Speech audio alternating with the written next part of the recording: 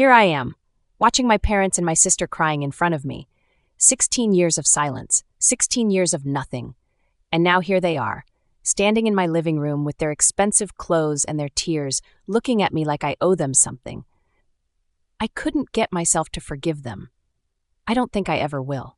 16 years ago, I lost my only child, my Emmy, my bubbly, beautiful, laughing little girl who used to run around our small apartment like it was a castle, who shared her crackers with other babies at the park without being asked, who patted my face with her tiny hands when I looked sad, this tiny little person already somehow knowing how to comfort someone she loved.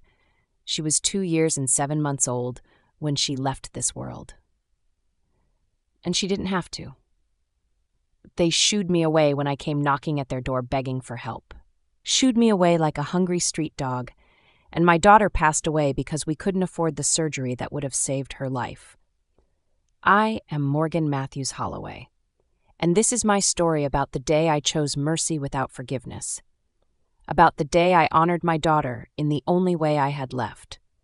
This is my story about when forgiveness is something I simply cannot give. I need to take you back to the beginning, because you need to understand who these people are before you can understand what they did and why I just can't forgive them. I grew up in a wealthy family, the kind where appearances were everything, where what the neighbors thought mattered more than what happened behind closed doors, where who you married determined your worth as a human being. I never believed any of that. When I met Daniel, I fell in love almost immediately. He was kind and hardworking and honest and warm in a way my family never was. He worked at a factory, took every overtime shift he could get, came home tired every single night, and never once complained about any of it. He was everything my family said he wasn't, and nothing they said he was. When I told my parents I was in love with him, my mother looked at me like I had completely lost my mind. A factory worker, Morgan? Really? When I told them I was pregnant, my father's face went cold as stone. You've ruined this family's reputation, he said. You chose that poor life. Now live with it. They cut me off completely. No calls, no visits, no support, like I ceased to exist the day I chose love over their approval. We moved into a small apartment across town. Daniel worked double shifts. I worked until I couldn't anymore. We were tight on money always, but we were happy. Genuinely, completely happy in the way that people are when they have exactly what matters and nothing they don't need. Then Emmy arrived. She was the most beautiful thing I had ever seen in my entire life. Big, bright eyes and the loudest laugh for such a tiny person. She called Daniel Dada at 10 months old and spent her days toddling around our apartment, getting into everything she could reach. She was our whole world. She was everything. Emmy was 2 years old when she scraped her knee at the playground. It seemed like nothing. Children fall. Children scrape their knees. We cleaned it, put a little bandage on it, covered in cartoon characters, kissed it better, and she went right back to playing like nothing had happened. 3 days later, she woke up screaming. Her little leg was swollen and hot to the touch. She had a fever of 104. She wouldn't stop crying, pointing at her leg, saying, "Owie, mama, owie," over and over until my heart was completely breaking in two. We rushed her to the nearest emergency room, our small community hospital 3 blocks from our apartment, the only one we could get to fast enough. The emergency team took her immediately. That part happened without question, without hesitation, without anyone asking about money or insurance. They took my baby and they stabilized her, and they started her on IV antibiotics, and for about 20 minutes I let myself believe that everything was going to be okay. Then the doctor sat down with us. He was a kind man, tired in the way ER doctors always look. He pulled his chair close and spoke quietly and directly. "Your daughter has osteomyelitis, a severe bone infection. The bacteria entered through that scrape and spread into the bone. It happens fast in young children." "What does that mean?" Daniel asked, his voice tight. "The antibiotics we've started will slow it down, but they're not enough. The infected bone tissue has to be surgically removed, or the bacteria keeps spreading. The drugs are just buying time, that's all." "Then do the surgery," Daniel said immediately. "Whatever she needs." The doctor's expression shifted. Not unkind, Just the look of someone who's delivered this news before and hates it. She needs a specialist, a pediatric orthopedic surgeon with equipment we don't have here. She'd need to be transferred to a larger hospital across the city. Then transfer her, I said. Right now. Before I do, I need to ask, do you have health insurance? Daniel and I looked at each other. That look said everything. We don't, Daniel said quietly. We couldn't afford it. The doctor nodded slowly. Okay, what we're doing now, the emergency care, that continues regardless. We won't stop treating her. He paused, but the specialized surgery at the other facility requires financial clearance for uninsured patients. Because she's currently stable, they can legally require payment confirmation before scheduling. How much? I asked. Minimum $180,000. Possibly more. They'll want a significant deposit up front. The number landed like something physical, $180,000. Daniel and I had maybe $3,000 in our savings account. Daniel's hand found mine under the table and gripped it so hard it hurt, and I was grateful for the pain because it meant I was still present in my body and hadn't disappeared completely. What happens if we can't get that together in time? Daniel asked. His voice was very quiet now. The antibiotics will continue to fight the infection, but without surgical intervention to remove the infected tissue, they cannot stop it. The bacteria has to be physically removed from the bone, or it will keep finding ways to spread. If the infection reaches her bloodstream before we can get her into surgery, we are dealing with sepsis. And sepsis in a child this young moves very fast. How long do we have? I whispered. Every case is different, but I would not wait. I would start making calls today, right now if possible. He stood up, squeezed Daniel's shoulder once with the quiet compassion of someone who understood exactly what he was leaving us with, and walked out. Daniel and I sat there in the silence he left behind and looked at each other over our daughter's small, feverish face. I should have found a way to get us covered, Daniel said. His voice broke on the last word. That was my job. I should have figured it out somehow. You couldn't have, I said. We looked at the numbers together 100 times. You know we couldn't have. I should have found a way anyway. I didn't argue with him because I was thinking the exact same thing about myself. I should have done something differently. Found another way. Because now we were sitting here being told that our daughter's life had a price tag and we couldn't meet it. Then Daniel stood up. He wiped his face with the back of his hand and straightened his shoulders and became the man I had watched show up for our family every single day, no matter what it cost him. I'm going to start making calls, he said. You stay with her. I nodded. I took Emmy's little hand in both of mine, and I sat next to her bed while Daniel walked out into the hallway, and I listened to him start dialing, and I looked at my daughter's face, and I made her a silent promise. I was going to find the money, whatever it took. What happened over the next 2 days, I will never be able to fully describe to anyone who wasn't there, living it beside us. Daniel became a man I had never quite seen before.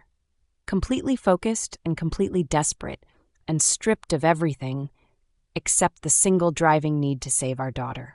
He called every bank and credit union in the city. He submitted online loan application after online loan application, watching them get rejected almost as fast as he could send them.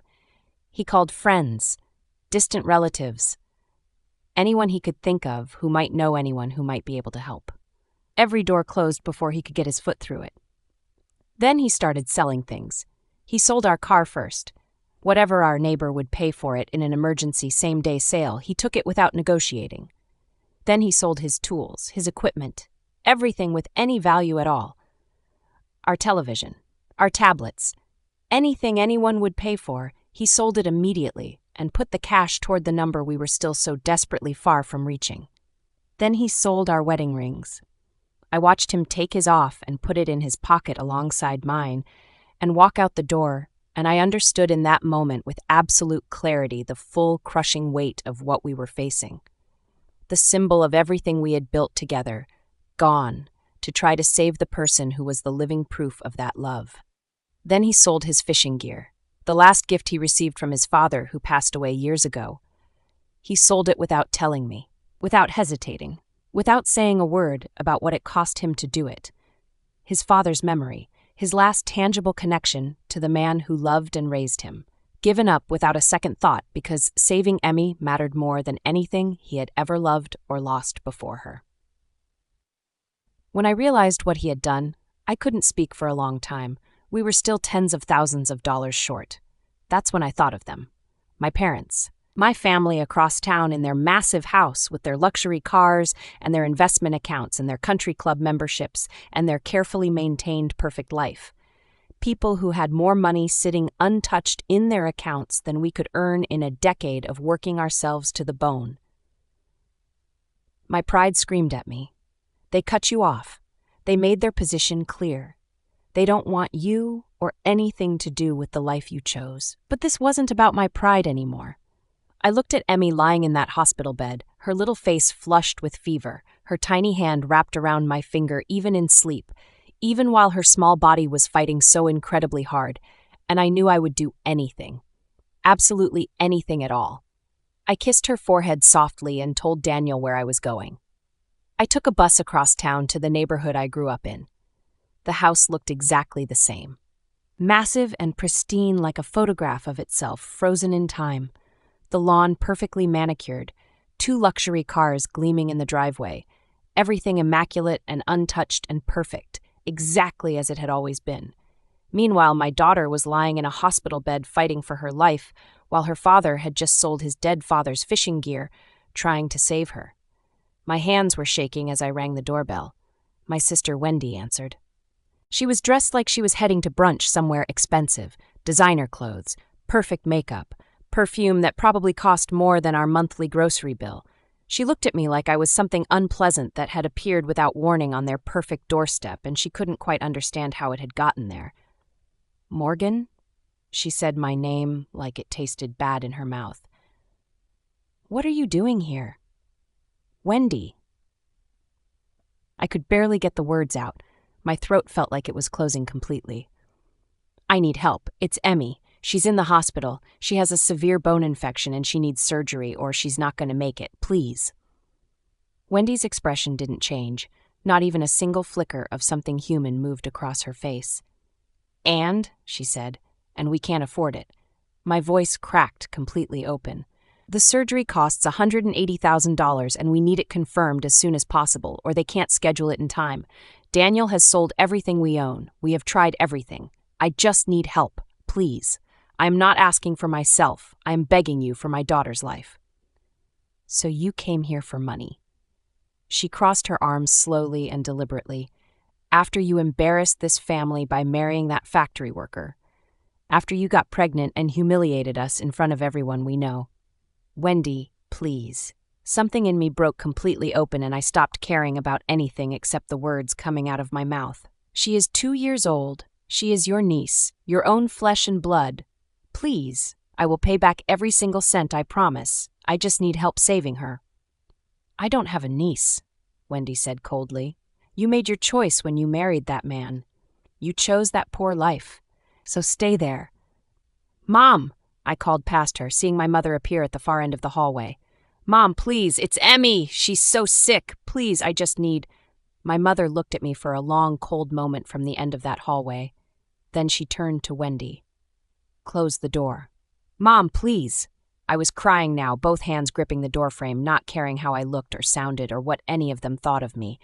None of that existed anymore. She's your granddaughter. She's just a baby. Please, I'll pay back every cent, I swear to God. Please just help us save her. You should have thought about that before you ruined this family's reputation, my mother said, her voice like something frozen solid and immovable. We don't owe you anything, Morgan. You made your bed. My father appeared behind her in the hallway, said nothing, just stood there and watched and let it happen and did nothing. I don't care if that child passes away, Wendy said, looking me directly in the eye without blinking or flinching. You're not our problem. And she closed the door in my face. I stood on that perfect doorstep and I screamed. I pounded on that door until my fists ached and my voice gave out. I begged and cried and pleaded until there was nothing left inside me, and I was sitting on their perfect porch steps, unable to stand up anymore. The door never opened again. I don't remember the bus ride back to the hospital. I just remember Daniel's face when I walked back into Emmy's room with empty hands and nothing to show for every bit of pride I had just sacrificed. He took one look at me and knew instantly without me saying a single word. "They said no," I whispered anyway. He didn't say anything. He just pulled me into his arms and held me while I fell completely apart against his chest. The doctors continued everything they could with what they had available to them. IV antibiotics around the clock without stopping, emergency assistance applications submitted to every program they could find. The hospital worked every avenue available to them. Daniel kept making calls even after I had stopped being able to function, kept pushing, kept trying with everything he had left. But the antibiotics were fighting a losing battle without the surgery to remove the infected tissue. The bacteria had too strong a foothold, and it was moving faster than anyone had hoped or anticipated. By the morning after I came back from my family's door, Emmy's fever had climbed higher despite everything the medication was doing. By that afternoon, her small body was shaking with chills the nurses couldn't control no matter what they tried. The doctor came to us quietly and gently and told us that the infection had broken through into her bloodstream. Sepsis. Daniel made a sound in that moment that I had never heard from a human being before, and hope with everything in me that I never hear again. I remember grabbing the doctor's arm and asking him what that meant now. What we could do, was there still anything at all, and watching his face carefully as he told us gently that at this stage the infection was systemic. It was in her blood now, not just her leg, and that even surgical intervention now carried enormous risk and might not be enough to turn things around. He told us to be with her. We understood exactly what that meant. We sat on either side of her small hospital bed, and we held her hands, and we talked to her, and we sang to her, and we told her over and over how much we loved her and how brave she was, and what a beautiful, extraordinary gift she had been to us from the very first moment she arrived. Emmy passed away 4 days after I stood on my family's doorstep begging for her life. She was 2 years and 7 months old. She was still holding my finger when she took her last breath. Daniel and I sat in that hospital room for a very long time after. Neither of us could move. Neither of us could speak. The nurses came and went quietly around us, and nobody rushed us. And we just sat there with our daughter who was no longer there and tried to understand how the world was still turning outside those windows when everything that mattered had just ended inside them. I don't know how to describe what those days were like after we came home. What it does to a person to lose a child. What it does to a marriage. What it does to the fundamental part of you that always believed the world made a certain kind of sense. Daniel didn't speak for 3 days. He sat on the floor of Emmy's room with her stuffed bunny held in both hands, and he stared at nothing. And I didn't know how to reach him because I was just as completely lost. I was moving through our apartment like a ghost in my own life, touching her things, smelling her blanket, sitting in the chair where I used to hold her and just trying to breathe in and out like a person who still had a reason to. We were completely and utterly destroyed. The wedding rings we had sold trying to save her were gone forever. The fishing gear carrying his father's memory was gone forever. And she was gone anyway. I will never forgive my family for what those days cost us. Not ever.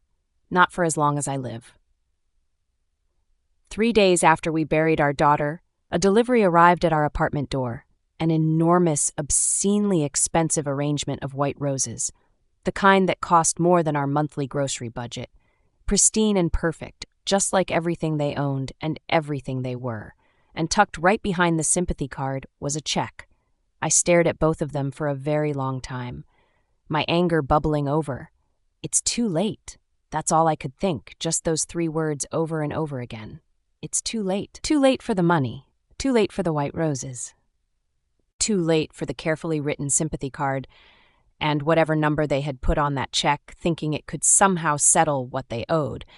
The only time any of this had ever meant anything was when my daughter was still alive and still fighting, and I was on their doorstep begging for exactly this, for them to write exactly this number on exactly this kind of paper and hand it to me.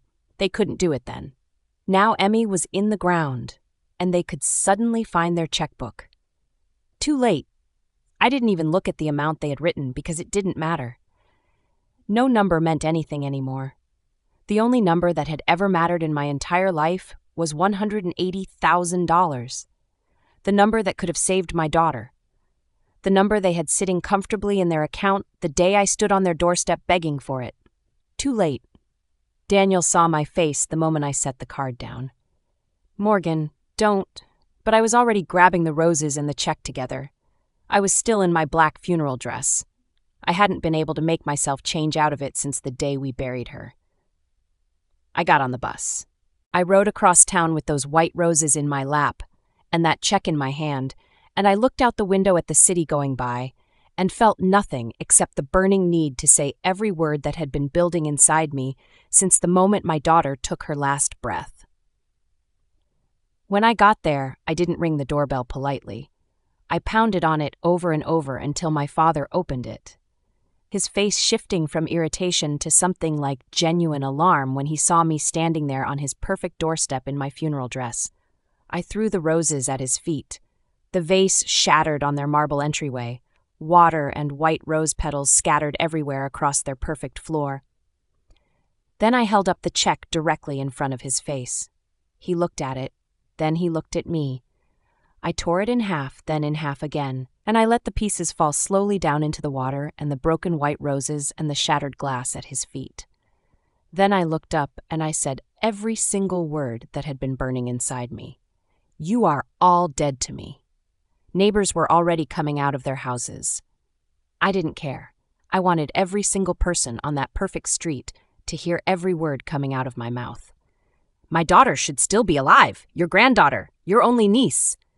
She was 2 years old and you let her go. You had the money. You had it sitting right there and you said no. And now you send me white roses and a check like that means anything.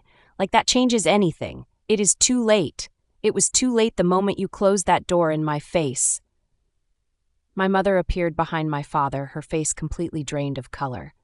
Wendy stood frozen in the hallway behind them both. Keep your flowers, I screamed. Keep your money. Keep your sympathy and your guilt and your precious perfect reputation. None of it brings my daughter back. None of it means a single thing to me now. Morgan, lower your voice, my father hissed, his eyes darting frantically to the neighbors gathering on the street. People are watching. Good, I screamed louder than I had ever screamed in my entire life. Let them watch. Let every single one of them see exactly what kind of people live in this beautiful house. You let a baby go because you cared more about being embarrassed by my husband's job than about saving your own granddaughter's life. My voice broke down to almost nothing. She was begging for her life, I said. My daughter was begging for her life through me, and you shut the door in her face, in my face, your own daughter's face. I looked at Wendy standing frozen in that hallway. You said you didn't care if she lived. Well, she's gone, Wendy. My baby is gone. I hope your reputation was worth it. The silence that followed was the most absolute silence I have ever stood inside. Every neighbor watching, every word hanging in the cold air between us. I could see it in their faces clearly now. Not remorse, not guilt, just the dawning horror of public exposure. The realization that their carefully maintained perfect image was shattering in real time right in front of everyone they knew and cared about, impressing. Don't you ever contact me again, I said quietly. Any of you. You are not my family. You haven't been since the day you chose your reputation over my daughter's heartbeat. I turned and walked back to the bus stop. I never looked back. Not once. The neighbors talked. Of course they talked.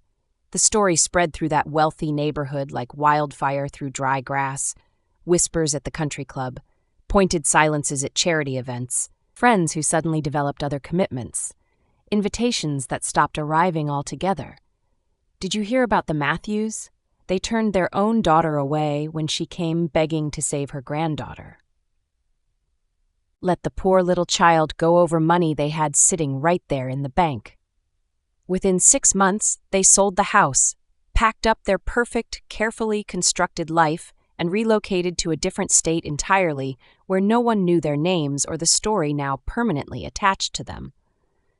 started completely over somewhere no one could point at them across a restaurant or whisper about them at a party. The reputation they had sacrificed Emmy for, destroyed, gone forever, burned down in 5 minutes on their own doorstep by a grieving mother in a funeral dress who had absolutely nothing left to lose and nothing left to protect.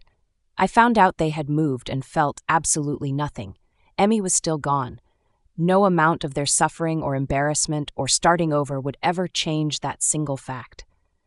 16 years, Daniel and I rebuilt our lives the best we possibly could. We never had another child. I couldn't carry another pregnancy to term. The doctors said it was physical. I knew it was also something else entirely, something that had broken inside me in that hospital room that simply never healed back the way it was supposed to. Daniel kept working at the factory. I eventually took an administrative job at a medical billing office. The particular irony of sitting there every single day processing the same kinds of costs that had taken my daughter was not lost on me, not even slightly. Sometimes I would look at a number on my screen and something would move through me quietly, and I would have to excuse myself and go to the bathroom and stand there breathing for a few minutes before I could go back to my desk and continue. We paid off Emmy's hospital bills over 8 long years. We moved to a smaller apartment, quieter neighborhood. We kept mostly to ourselves and found our comfort in small, ordinary things that the world couldn't take from us. Morning coffee together at our small kitchen table. Evening walks where Daniel always reached for my hand without thinking about it. The specific way we had learned over the years to simply exist together in a silence that held everything we didn't need to say out loud anymore. We survived, but we grieved. Every single day without exception, we grieved. Emmy's room stayed exactly as it was. Her crib, her toys, her little clothes still folded neatly in the drawer, exactly where I had put them the last time I touched them. A time capsule of a life that should have filled that room for decades upon decades. Daniel would sometimes sit in there on quiet weekend mornings, and I would find him just sitting with his coffee, looking at nothing in particular, and I would sit down beside him, and we wouldn't need to say a single word to each other. In 16 years, my family never contacted us, not once. No apology, no acknowledgement, no letter, no call, nothing but silence as complete and total as if they had simply never existed at all. I told myself I was glad. Most days I even believed it. It was a Saturday morning in April when the knock came. I was making coffee. Daniel was at the kitchen table with his newspaper. A quiet, ordinary morning, exactly like every other quiet, ordinary morning in our small apartment that still held the shape of our daughter in every corner of every room. The knock was soft, almost hesitant. Daniel and I looked at each other across the kitchen. We weren't expecting anyone. I walked to the door and looked through the peephole. My blood went cold in my veins. My mother, my father, and Wendy. Standing on my doorstep after 16 years of complete and total silence, I stood there completely frozen with my hand on the doorknob and my heart hammering so hard I could feel it in my throat. Of course they found where I live. Morgan? Daniel came up quietly behind me. Who is it? Them, I whispered. I felt his entire body go rigid behind me. Another knock, a little more insistent this time. Morgan, please. My mother's voice coming muffled through the door. We need to speak with you. Please open the door.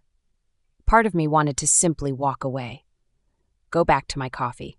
Pretend I wasn't home and let them stand there on my doorstep and experience for themselves what it felt like to need something from someone who simply would not open the door. But I needed to look them in the eye. After 16 years, I needed to see their faces. I opened the door. They looked older in the way that people do when life has worked on them for a long time. My father's hair completely gray now. My mother with lines around her eyes she'd probably spent considerable money trying to reduce. Wendy looking pale and worn down in a way that no amount of expensive tailoring could disguise or conceal. What do you want? I thought I told you not to contact me anymore. My voice came out flat and cold and completely steady in a way that surprised even me. My mother's eyes filled with tears immediately. Morgan, sweetheart. Don't call me that. I cut her off without any particular heat. What do you want? They exchanged a look between them. some silent communication passing the way it always had between people who have known each other their whole lives. Finally, Wendy spoke. "I'm sick," she said quietly. "Leukemia. I'm dying, Morgan." Silence. I looked at her standing there in my doorway telling me she was dying. And then I laughed. I couldn't help it, and I didn't try to stop it. Not a happy laugh, and not a cruel one either. Just the raw, completely disbelieving sound of someone confronting the most staggering irony of their entire life arriving all at once on a quiet Saturday morning. "Is this your karma?" I said almost to myself, almost like I was thinking out loud. "After everything, after 16 years of nothing, is this actually your karma coming to my door?" The family looked genuinely horrified. They had prepared themselves for tears or rage or a door slammed immediately in their faces. They had not prepared for this. "I need a bone marrow transplant," Wendy continued, her voice breaking around the edges. "The doctors tested everyone in the family. You might be a match, Morgan. We need you to get tested, please." I stopped laughing. I looked at each of them slowly and carefully. My mother with her tears. My father with his jaw set tight trying to hold himself together. Wendy with her hollow, desperate eyes standing in my doorway asking me for her life. "You need me to get tested," I repeated slowly. "Please," my mother said, just that one word. I was quiet for a long moment. "I'll get tested," I said finally. My mother's face flooded with relief so immediate and overwhelming it was almost difficult to look at. "Don't," I said sharply before she could say another word or take another step toward me. "I said I will get tested. I did not say anything beyond that. Don't mistake one for the other." I looked at them one final time standing in my doorway. "If I decide anything further, you will hear from me directly." My mother stepped forward quickly before I could close the door. "Morgan, if you find it in your heart, if you decide to help your sister." She paused and composed herself visibly. "She will be at St. Matthew's Hospital. She doesn't have much time left." I said absolutely nothing.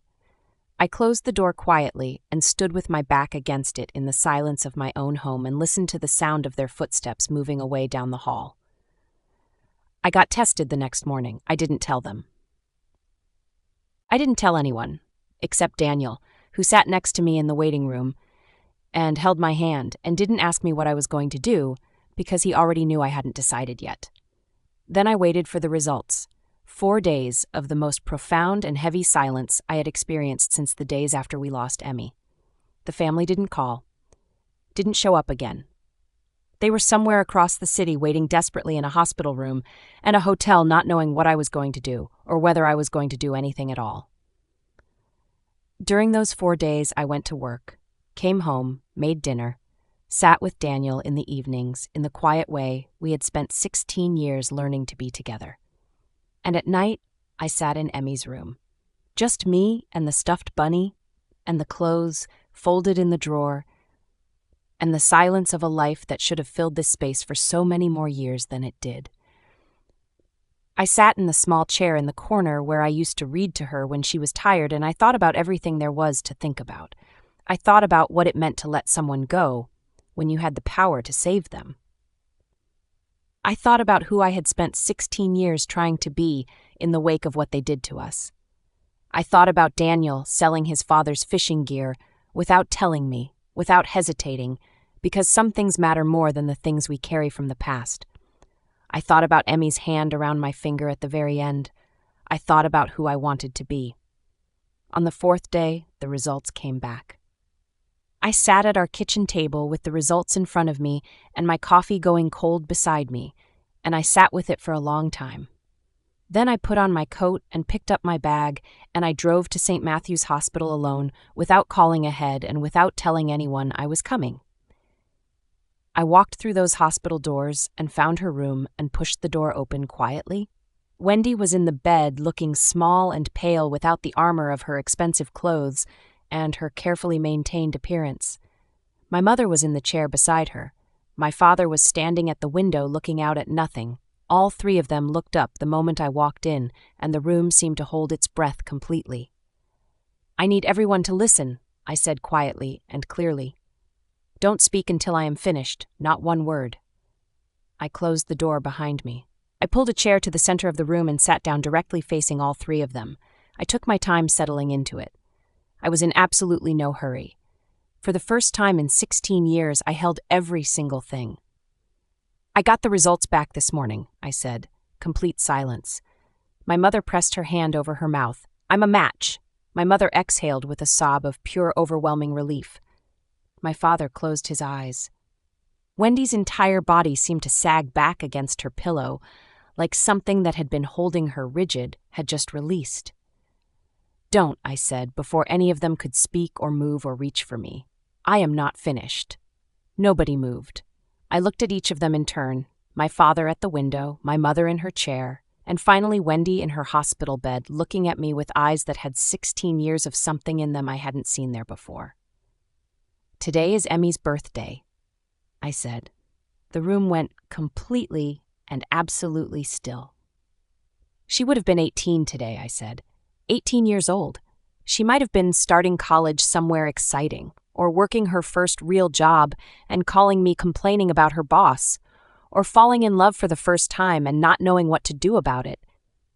She might have been sitting somewhere in this city right now, living her whole beautiful life, rolling her eyes at her parents, planning everything that was still ahead of her. My voice stayed completely steady. I had sat in her room for 4 nights preparing every single word of this. She should have been. I looked directly at Wendy. I am going to donate the bone marrow. I am going to save your life. Wendy's breath caught audibly. But before I do, every single person in this room is going to hear everything I have to say. All of it. Every word. Nobody moved or made a sound. I am not doing this for you, I said. I am not doing this for Mom and Dad. I'm not doing this because I have forgiven you or because I believe that anything between us can ever be repaired or rebuilt. It cannot. We are done. That is permanent, and it will never change regardless of what happens after today. I am doing this for Emmy, because my daughter deserved to live. And unlike you, I refuse to be someone who decides who gets to live and who doesn't. That was your choice, your crime. I will not make it mine. I leaned forward slightly in my chair. But let me tell you very clearly what you are going to carry for the rest of your lives. Every time you look in the mirror, Wendy, every single morning you wake up healthy and alive and able to hold your children and watch them grow, you will remember what you did. Every time you watch your children laugh and reach milestones that Emmy never got to reach, you will remember the little girl who never had that chance. Every birthday you celebrate, every anniversary, every completely ordinary Tuesday where you simply get to exist and breathe and be alive in this world, you will remember my daughter who didn't get any of those things. I paused and let that sit in the room for a moment. You will live, Wendy, but you will live knowing that you let my child go, that you stood in your parents' doorway and looked me in the eye and said out loud that you didn't care if she made it. Every healthy breath you take from this day forward exists in the shadow of my daughter's last breath. I turned to my parents. Mom, Dad, every time you see Wendy's children running around, laughing and living their lives, you will see Emmy. Because you turned your backs on the little girl who needed you the most. Your own granddaughter. The one who never got to know you because I made sure of it. Those children get to have their mother because I chose to be nothing like you. I need you to sit with that every single day for the rest of your lives. My father's face was crumpling completely. My mother was shaking silently in her chair.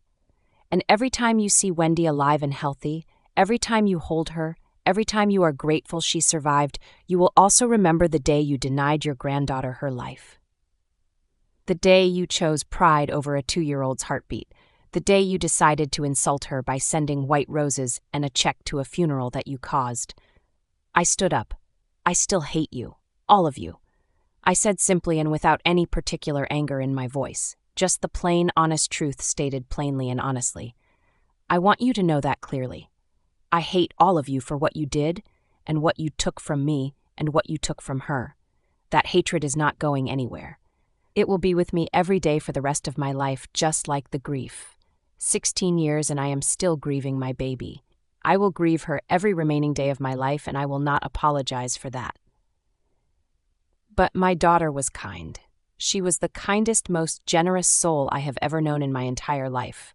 And she deserved a mother who honored that, who became better because of her, not someone who let hatred make her into what you are.